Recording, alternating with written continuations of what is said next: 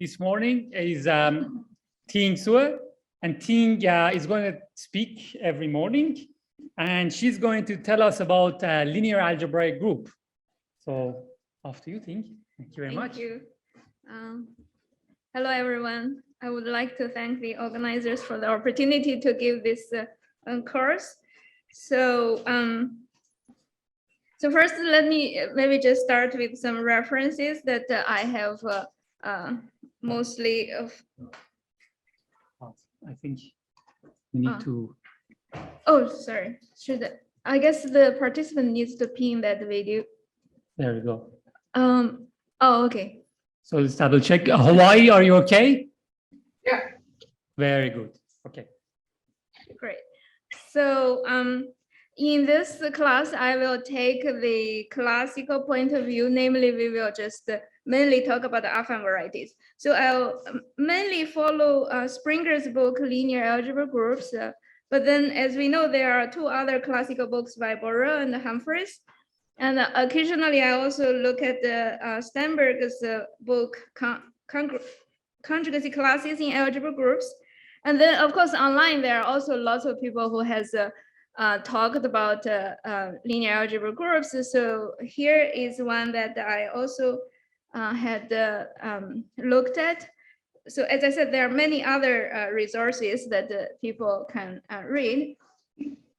And in this class, we will not use any scheme point of view, but if you want to study more from that point of view, then there are also some references. So the perhaps slightly more elementary one is the book by Waterhouse, Introduction to Affine Group Schemes.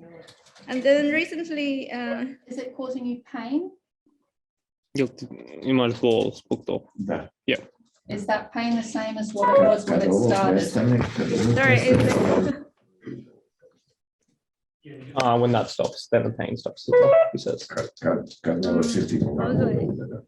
thanks. Yeah, like when he doesn't feel it hitting him that hard. Mm-hmm. Could you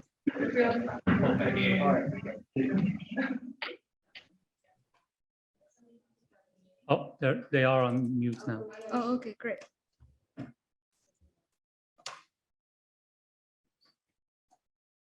And there is this recent very big book, Algebra Groups, Theory of Group Schemes, Finite Groups over a finite type over a field. It's quite complete. And then Conrad also has some notes about reductive group schemes. And perhaps you can also learn more of this functor points point of view from Ulrich's lectures later. Okay, so let me then just start with the lectures. So hopefully you can all hear okay. Okay, so throughout this lecture, we will only talk about algebraically closed field. It could be characteristic P or 0. So then let's first start with a definition. So we will call, in this class, we will talk about mainly affine algebra groups. So affine algebra group is just an affine variety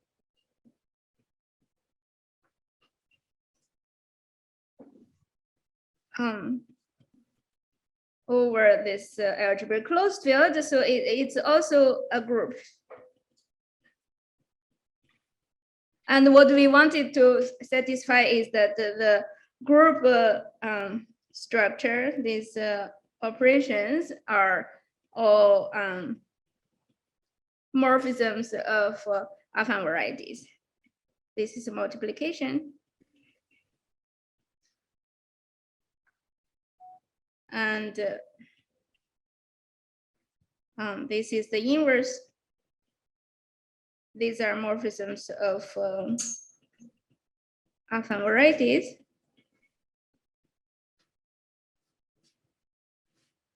So this is a, if you get rid of the word affine, then you will get a definition of an algebra group, but we mostly want to be thinking about the general varieties. So now then we define a closed subgroup. This is just a subgroup that's closed under in Zariski topology.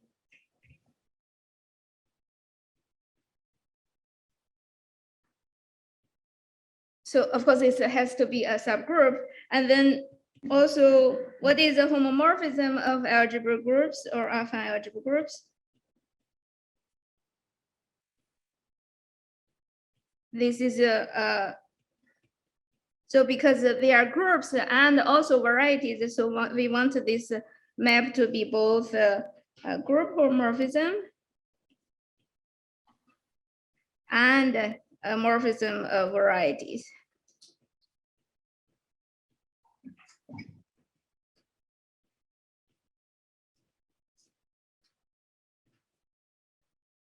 So now just so that everybody is on the same page, so let's briefly recall about the affine varieties. So how do we want to think about them? So we have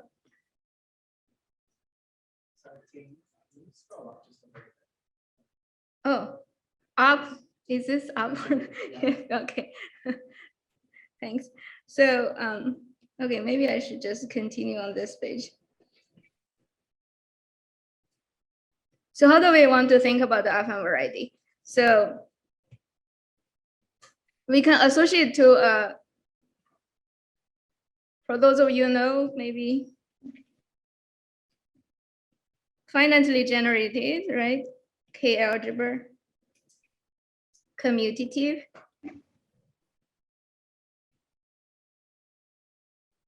And because we are working with the varieties, so we want this algebra to have no nilpotence. So namely, it's a reduced algebra.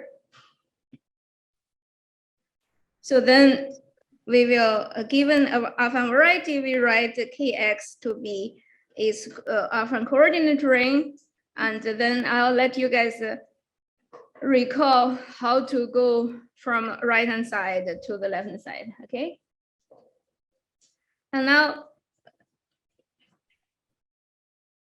so under this equivalence, so associated to every morphism of affine varieties, we will write phi alpha star to be the pullback map from coordinate ring of y to coordinate ring of x. So this will be a K algebra homomorphism. So now if we think of affine varieties in this point of view, then we can think about the algebra group, affine algebra groups using a Hopf algebra point of view. Am I writing too fast? Okay.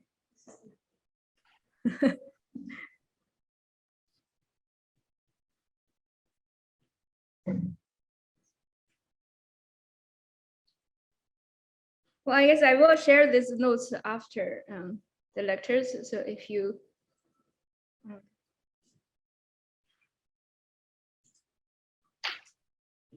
so some of you might have heard what the Hopf algebra is, right? So now where does the Hopf algebra structure come from if I give you a affine algebra group?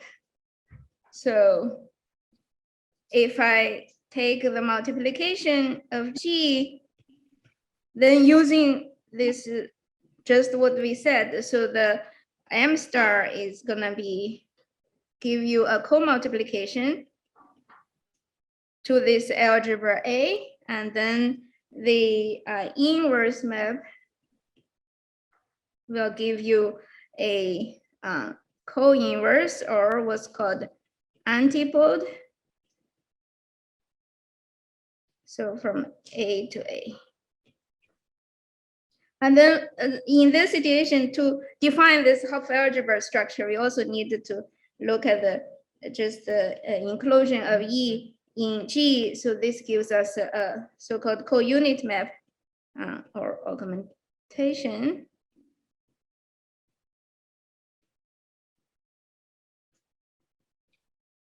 So then if you now write the group law, properties that these operations satisfy, you will see that these three maps will satisfy certain conditions that I don't want to write it down now.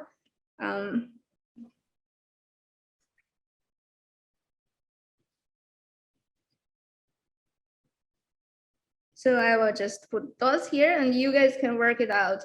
So with these structures, this A is a commutative Hopf algebra. So now then there will be, if you like to think in terms of categories, you can think of Affine algebra groups to be the category to be anti-equivalence to finitely generated reduced Hopf algebra. So let me just say that it's some subclass of Hopf algebras because we are not going to emphasize this point of view. And also you can define affine group schemes if you want to, again, using this point of view. So perhaps we should at least look at some examples. So what are the affine varieties that you can think of that has group structures?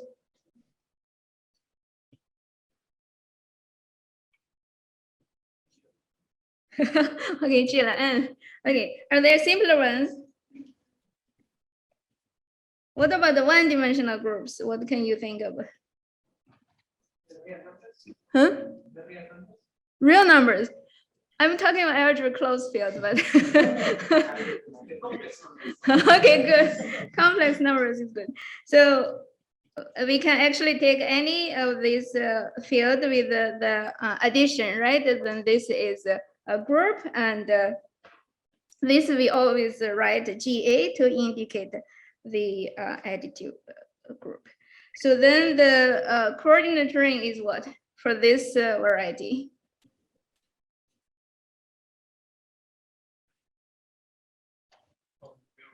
Polynomial ring in one variable, very good. So then now we also have the, okay. So GO1. GO1, we will often write them as the multiplicative group, GM. So this is K minus 0 with the multiplication as the group structure. And what is the coordinate ring in this situation?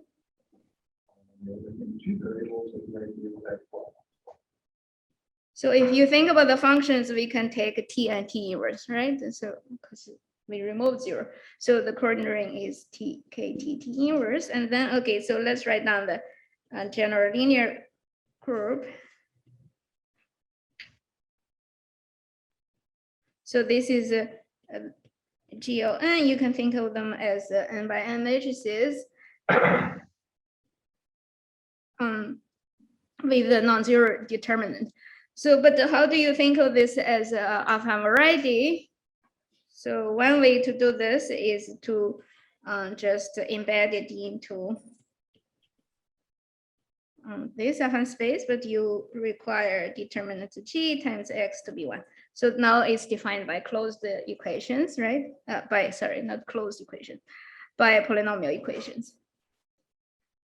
So the coordinate ring for this group is all these entries of matrices plus the determinant has to be invertible. Okay. So now what else groups have we seen before? So maybe we write down some important subgroups of GLN. So SLN, okay, very good. These are the group of determinant 1 elements in G, right? In GLN. So can you explain a little bit more how the group is related to the coordinate ring? Like how you get the coordinate ring? Oh, coordinate ring is just you. So from affine variety, how to get this coordinate ring? So if you so we can just think of affine variety to be embedded in Kn, right? So this is defined by polynomial equations. So then you can take I to be the functions in n variables, so that f x equals to 0 for any x in x. And then the coordinate ring is just k x1 xn mod I. Okay. Okay, so SLN. So this is a closed subgroup. What else group have we heard of? What about orthogonal groups? So at ON is the group. So one way to define this is just the group satisfy this, right?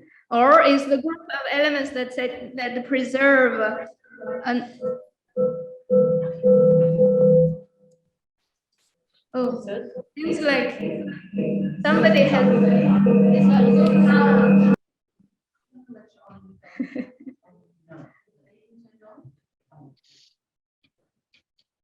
And then we also have the symplectic group.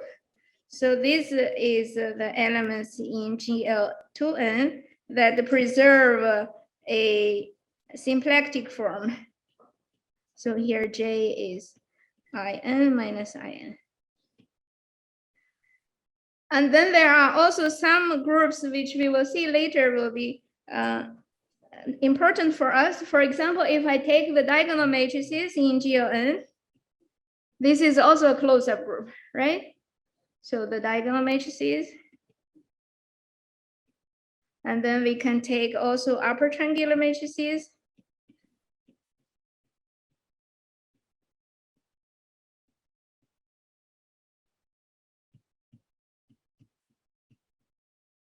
So then there will be the group of upper triangular matrices, but with the entries on the diagonal or ones. This is also, so these are closed subgroups.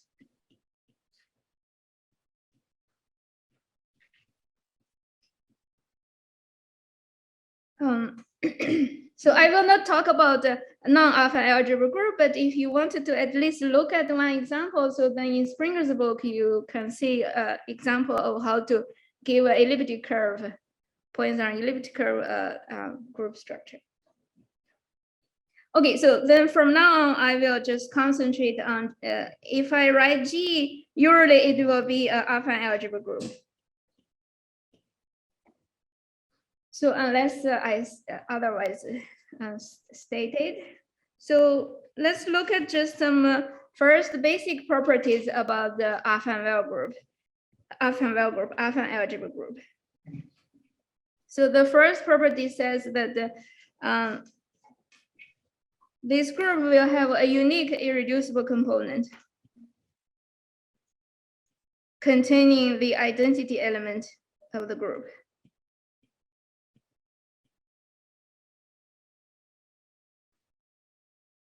And then this group, so then this unique irreducible component is actually a closed normal subgroup.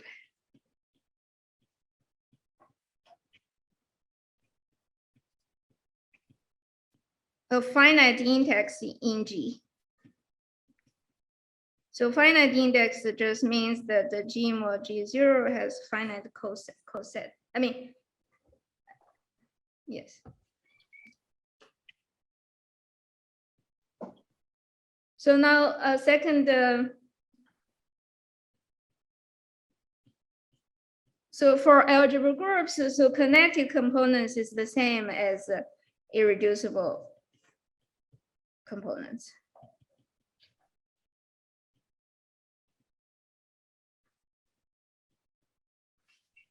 And then,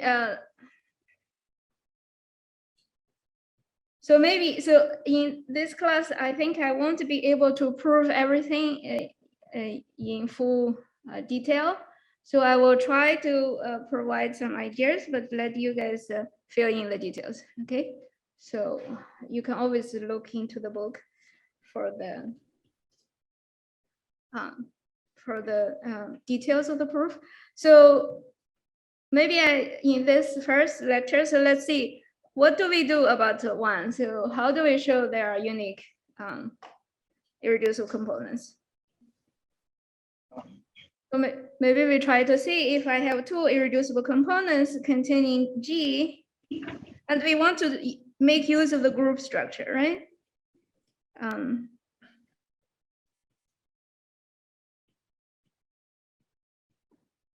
if you have irreducible components, so they are maximally closed.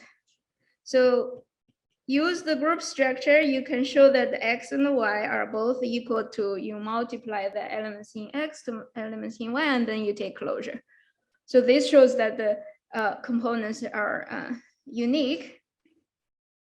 But now similarly, you can, now if G0 is the irreducible component containing E, then G conjugate of it will be another irreducible component containing E, so it has to be equal to G0. So this proves it's a normal subgroup. But why is it a group of finite index? This is because G is a Noetherian. So then this coset has a finitely many cosets. And these are the irreducible components.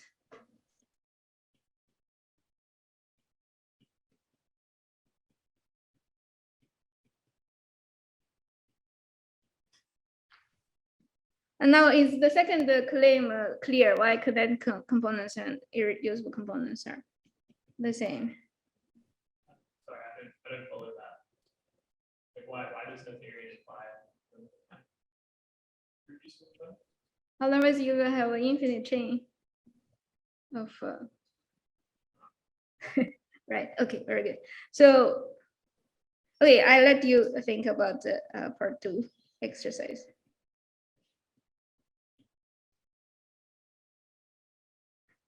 Okay, so now that we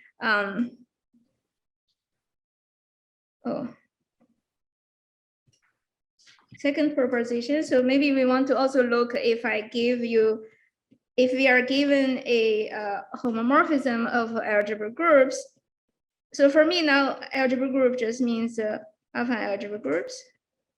So I got a question. I got from the column 1 that it's a normal subgroup of finite index. But what is that closed? Oh, that's by definition, it's an irreducible component, so it's closed. Oh, okay. Right. Okay, so so kernel of phi is gonna be a closed normal subgroup.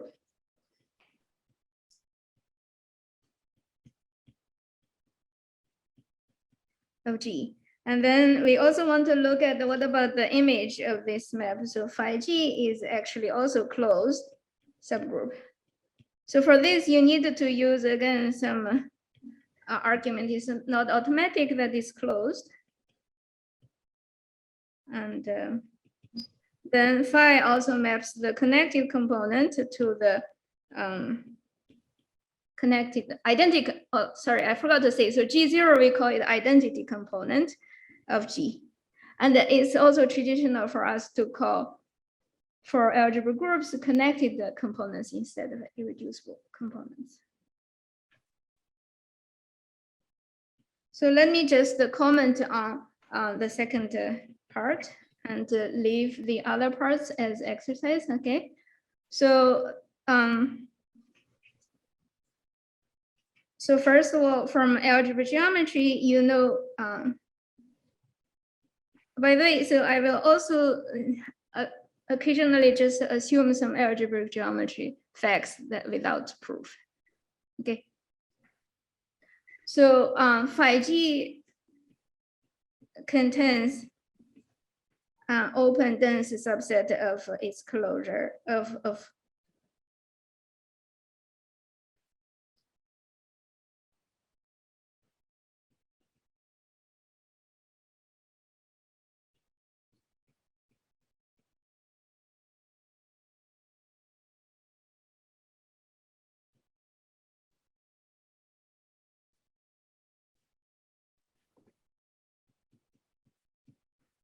So now you need a second fact is that if you have a subgroup of G that containing a non-empty subset of H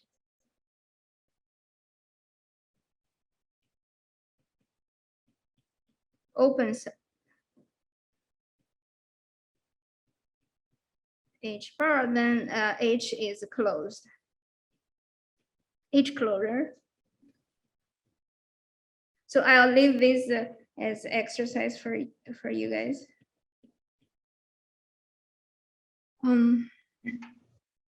Now we will come to the first main theorem of the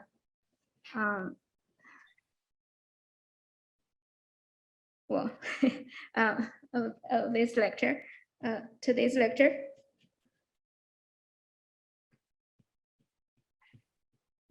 So far, if you look at the examples that we gave, did you notice something about those examples?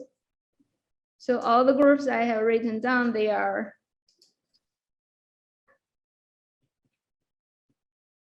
at least most of them, they are obviously closed subgroups of GLN, right? So it turns out this is the case for all affine algebra groups.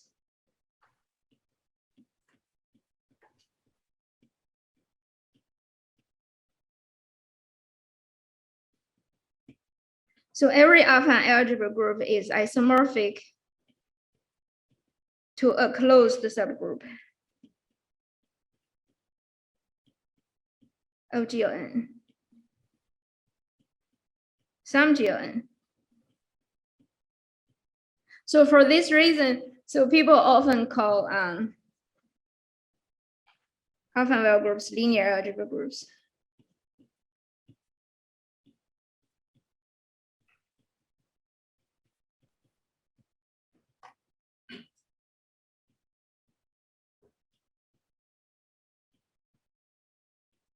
So in the problem session, you guys will think about how to realize how to give affine algebra group structure to every finite group. But so in this theorem, so if we wanted to show something like this, so we needed to maybe briefly first introduce some things that maybe you guys have seen. So we wanted to embed every G into some GLN, but we have to kind of think of a way to do that. So some definition, if I have a variety, then okay.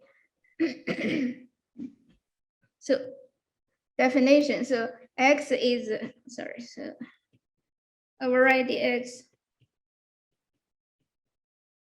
is a so-called G variety or G space. So if there is a G action on this variety. So what is a G action? So do we know about action of groups? Okay, some of you guys are nodding. Okay, should I review or is it okay? So maybe let me quickly write down what this means. So there is a morphism of varieties from G cross X to X. So in the situation of vector spaces, probably everybody have seen this, right? So it's similar. It's really basically the same. So you want this morphism to satisfy the condition so that the GH act on V is the same as first act by H and then act by G. And then of course, identity should act trivially. So here for any G, H in G and V in V in X. So then a G space is called a homogeneous space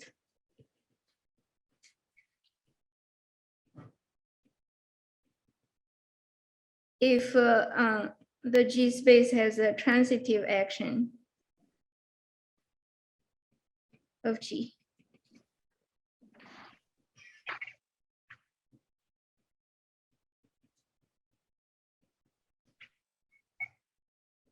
So now then, the orbit of any element x is just you let all the g act on this element, and you take the collection. Then there is again a subgroup, so called the isotropic group of x in G is all the elements in G that fix this point. So this by definition.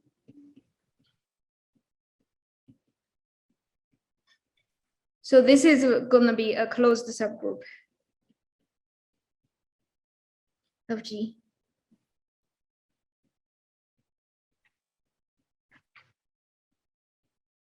Okay, so maybe you can check this is closed.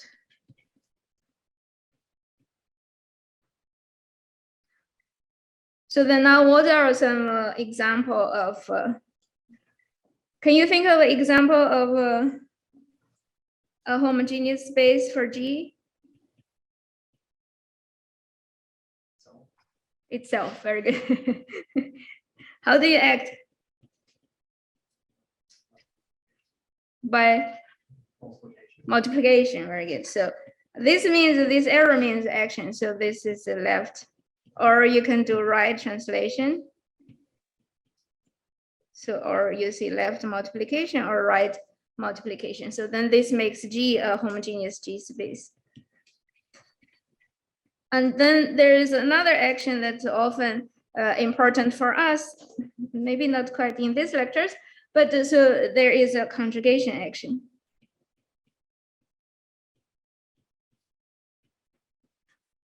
Okay, so now something about the, we are in the algebraic world is that, so let me write down this little lemma and leave the proof to you guys. So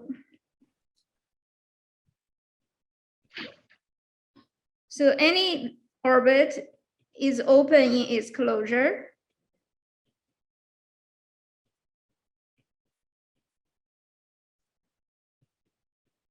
And secondly, so there always exist closed orbits.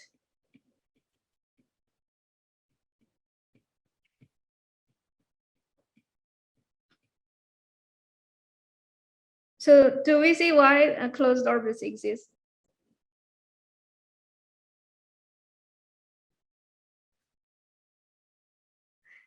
So this we use one. So then, if you take a closure, you remove the orbit itself. It's a union of orbits. Then you can use a dimension consideration to show that there always exist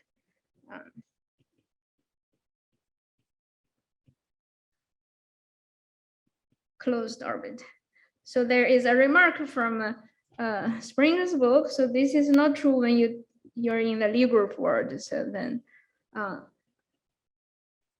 A complex Lie group acting on a complex variety might not have closed orbits. Okay, so now we finally try to prepare for the proof of this theorem. So we wanted to produce somehow a finite dimensional vector space so that so that Gx on that, and then you can embed G with that action. So what are the things that we can get from, what would be a natural space that Gx? Now we want a vector space, right? Not a variety. What do we think? So if G is GLN, it acts in CM. No, but we don't know G is GLN, right? So now we are given an arbitrary affine algebra group, right? We wanted to find out a vector space so that it acts on. And is it any G compared with some GLN? We don't know that yet. Okay.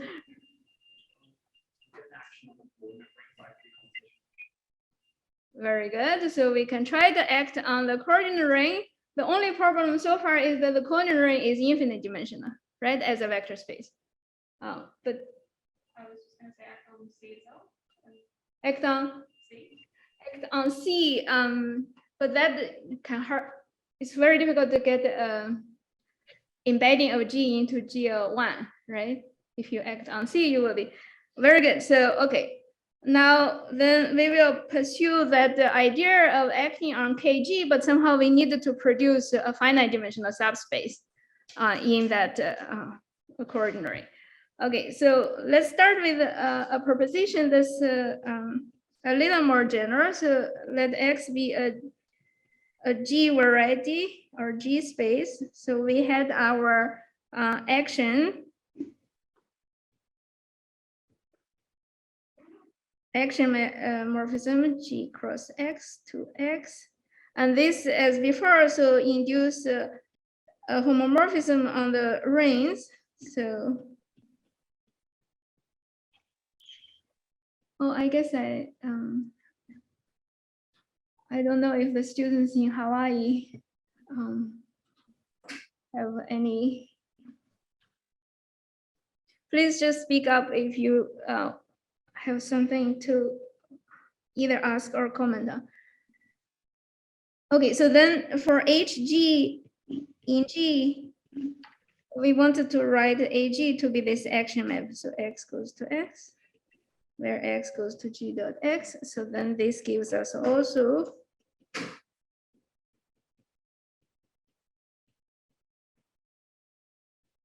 homomorphism on the coordinate ring. Oops. So now proposition says the following. So if you have any, you take any finite dimensional subspace,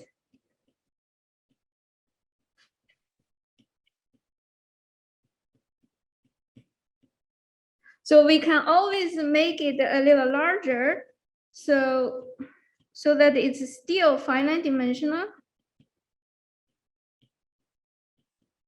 It contains this V, and it's also stable under all of the AG star.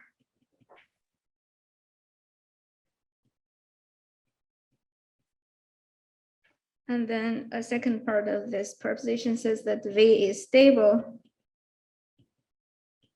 under all this AG star if and only if A star V is contained in KG tensor V. So I will only comment on the proof of the first part.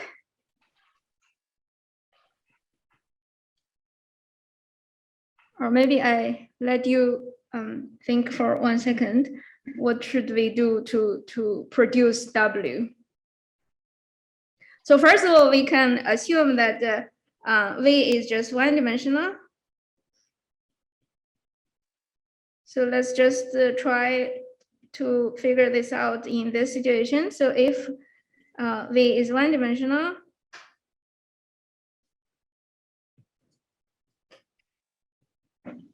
then how do I produce this finite dimensional space containing F and stable under all the AG star? What do we think?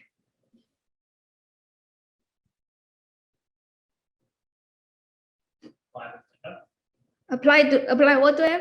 Apply all the AG stuff. Okay, very good. We might as well first apply a upper star because this kind of contain all the information of the action. So then we know that this is gonna be equal to something like this. A sum of tensors, so phi I is in KG and Fi is in Kx. So then I will omit this step, but you see that the AG star F now can all be expressed using is a linear combination of the Fi's that you get from this expression. So now we know what to do about W.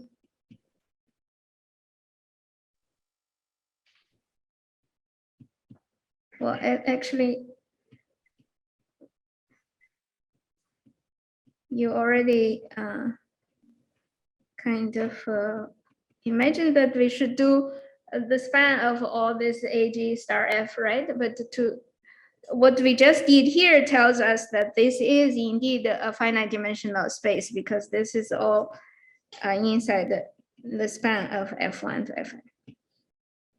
Okay, so W now is our required vector space.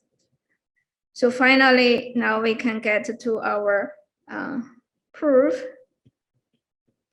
of the theorem.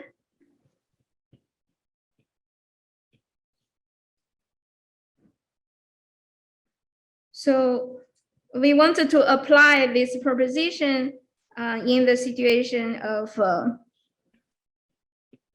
Gx on itself by right translation.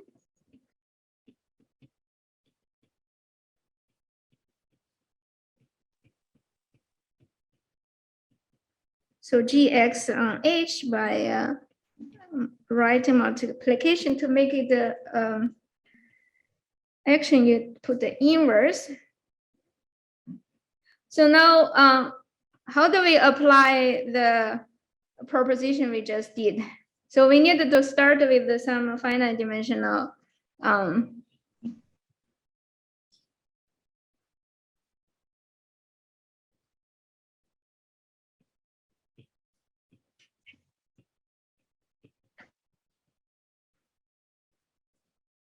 so what finite dimensional vector space should we start with?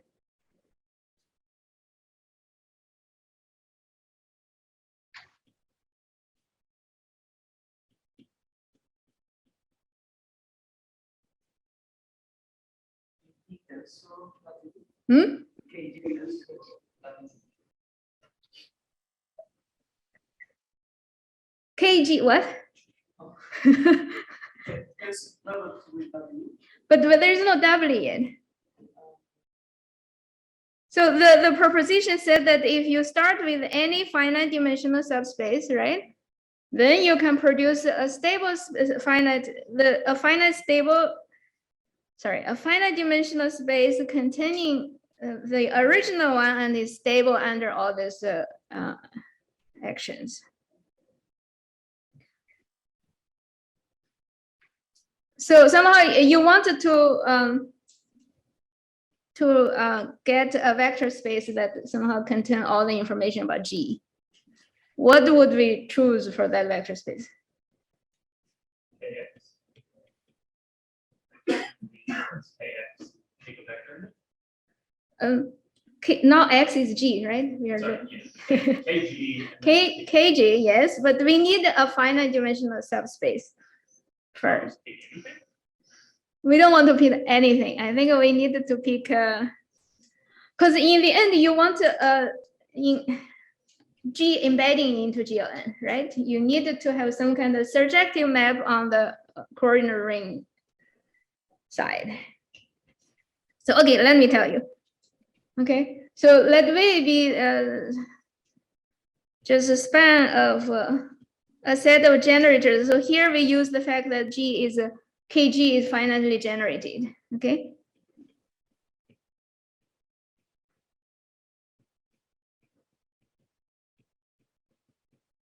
So then you will get so you get some W contains V and is containing KG, where W is finite dimensional and stable under all G in G.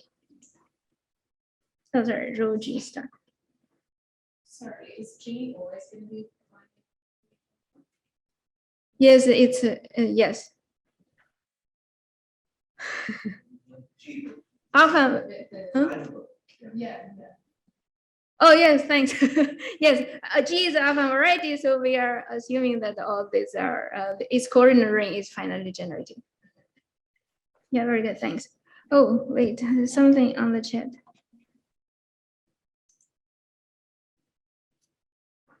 Oh, that was a long time ago. Okay, so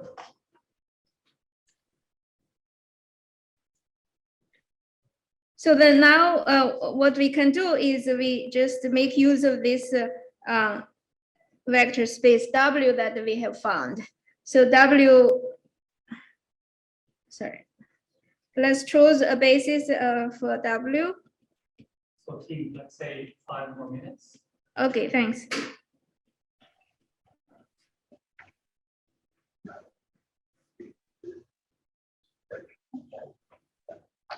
Then now we can apply rho star to all these FIs to get.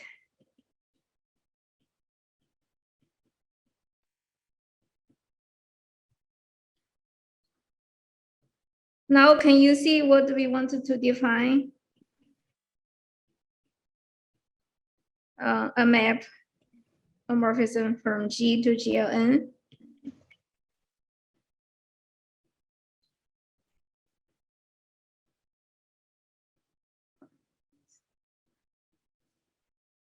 So, okay, sorry. So MIG now is elements in KG, right? So this holds because we know that W is rho G star invariant or stable.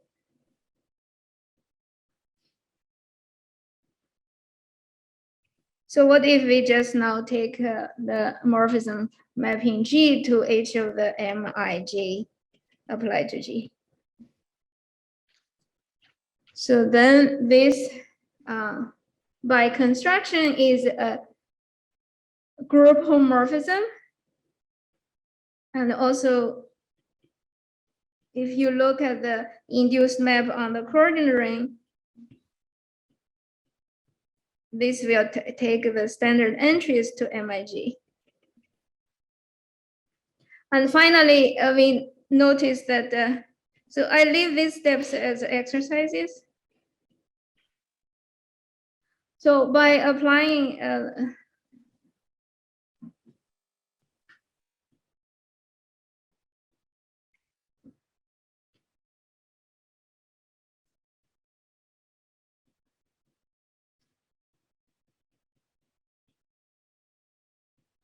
from this equation, we can get that you can write Fi in terms of the MIJs. So then this phi star is surjective. So we can then deduce phi G now is a closed subgroup, isomorphic to phi G is a closed subgroup of GLN, and then G is isomorphic to phi G. Okay, so this way we have made G into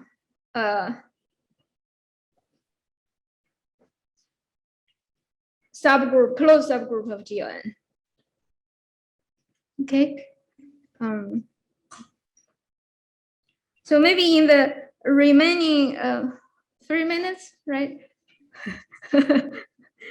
Let me just, I won't be discussing too much about the algebras, but let's just briefly introduce. So for any a linear algebra group, you can define its Lie algebra as follows. So if you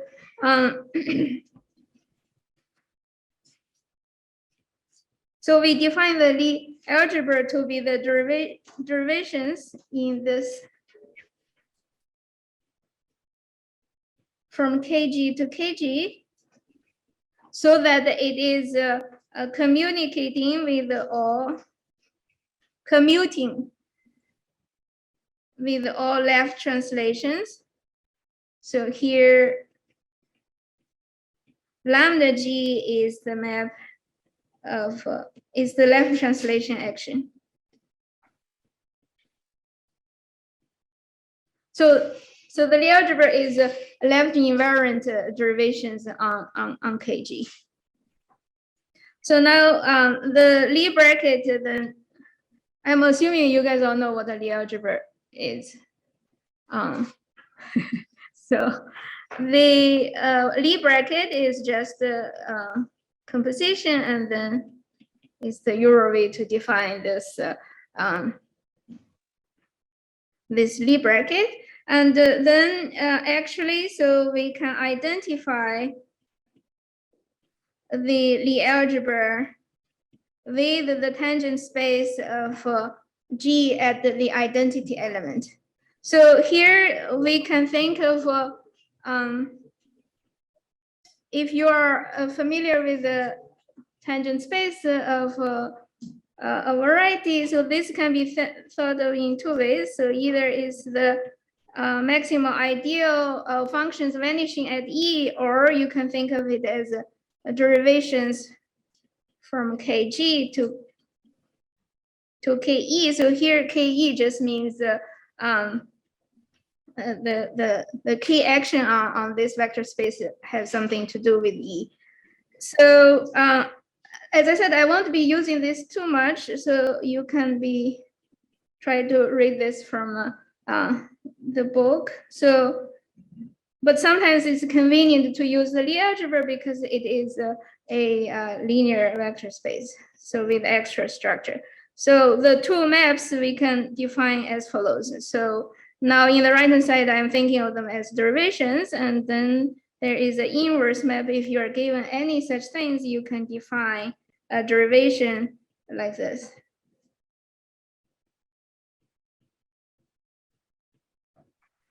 Okay, so I think I'll stop here, and well, next time